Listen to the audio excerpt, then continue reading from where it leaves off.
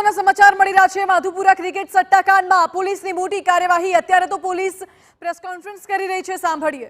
Main જે આ ગુનામાં ક્રિકેટ સટ્ટા બેટિંગ ચાલતું હતું તેમજ શેર ડબ્બા ટ્રેડિંગનું પણ ચાલતું હતું। એમાં ડબ્બા ટ્રેડિંગનો મેઇન આરોપી હતો દીપક ઠક્કર। અમારી તપાસ દરમિયાન જણાવ્યું કે એવડોએ વેલોસિટી મેટા ટ્રેડર નામનું એપ્લિકેશન લઈ અને એ એપ્લિકેશન થ્રુ દુબઈથી બેઠા બેઠા અહીંયા ગુજરાતમાં સટ્ટા બેટિંગનો જુગાર રમતો હતો।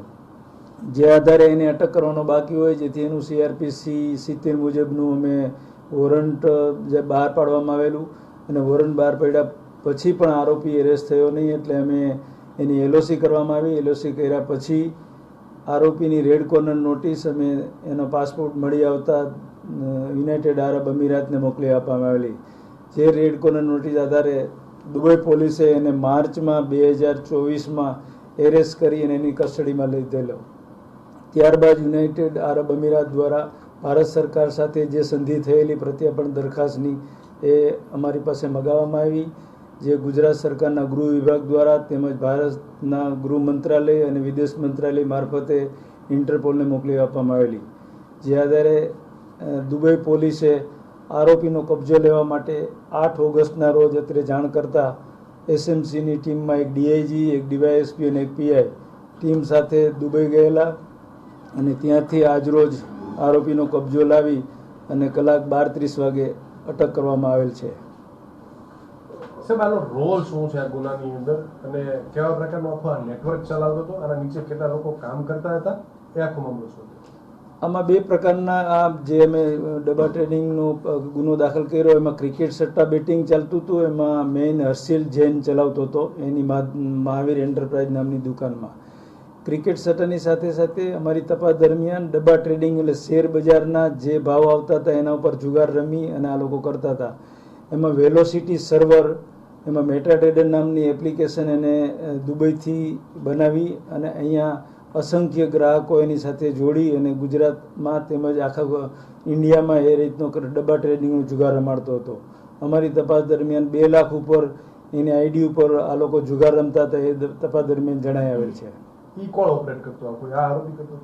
એ 3 આરોપીઓ અમે પકડેલા હતા। એ અહીંયા એનું વેજલપુરમાં એની ઓફિસ હતી, એ ઓફિસ રાખી અને 3 આરોપીઓ અહીંયા કણે ગુજરાતમાં બેઝ ઉપરથી એ ઓપરેટ કરતા હતા અને જે કાંઈ હવાલા પડતા હતા એ અહીંથી દુબઈ ખાતે જે એના 3 માણસો નોકર રાખેલા હતા એ હવાલો પાડતા હતા। સર, દીપક કેટલા સમયથી દુબઈ હતો? દુબઈ શું કરતો હતો? અને જે તમામ પૈસા જે હવાલાના એ દુબઈ સુધી કેવી રીતે મેળવતો હતો? પૈસાનું શું કરતો હતો?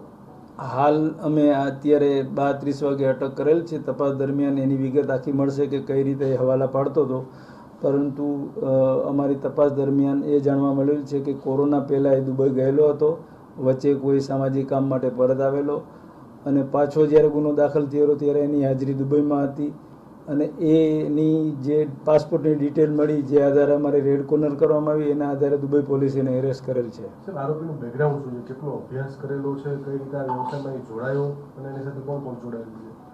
આરોપી મૂળ ભાંભોર એ બાજુનો ડીસાનો છે અને 8 ચોપડી જ ભણેલ છે, પરંતુ એ જુગાર બાબતે એને જે મેટા ટ્રેડર એપ્લિકેશન કરી અને એમાં ડબ્બા ટ્રેડિંગનું કરતો હતો, એમાં એને અનુભવથી માસ્ટરી મેળવેલ છે એવું એની પ્રાથમિક તપાસમાં અમને જણાવેલ છે। સંપત્તિ કેટલી છે આની પાસે? કેટલા પૈસાની? હાલ દુબઈ પોલીસ પાસેથી તો અમને એનો એક પાસપોર્ટ મળ્યો છે, 1930 દિરામ આપેલા છે અને એક ડાયરી આપેલી છે। ડાયરીમાં ભગવાનના નામો લખેલા છે, એ સિવાય કાંઈ નથી। તપાસ દરમિયાન મળશે કે કઈ રીતનું એનું રોકાણ છે, અહીંથી હવાલા કોણ કોણ પાડતું હતું, એ પ્રમાણે ડિટેલમાં ઊંડાણપૂર્વક તપાસ કરી બાદ ધ્યાનમાં આવશે। ભગવાનના જે નામ લખ્યા છે ડાયરીમાં, શું એ કોઈ કોડવર્ડ છે?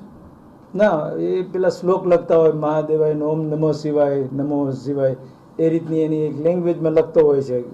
હવે એને જેલમાં લખ્યું છે કે કેમ નહીં, એ હવે અમે તપાસ દરમિયાન એને પૂછપરછ કરવું ત્યારે ખ્યાલ આવશે। આ તપાસ દાખલ થયા ત્યાં પછી અત્યાર લગીની તપાસમાં 2300 કરોડનું ટર્નઓવર થયું છે, જેમાં ક્રિકેટ સટ્ટો અને ડબ્બા ટ્રેડિંગ બંને સાથે આવી જાય છે। કેટલા આરોપીઓ તપાસમાં નીકળ્યા છે? કેટલા પકડાણા અને જે કેટલા ફરાર છે? જે ફરાર છે એ ક્યાં છે? ટોટલ 186 ઉપર આરોપી થાય છે, એમાં 36 આરોપી અમે આ દીપક ઠક્કર સહિત અટક કરવામાં આવેલ છે।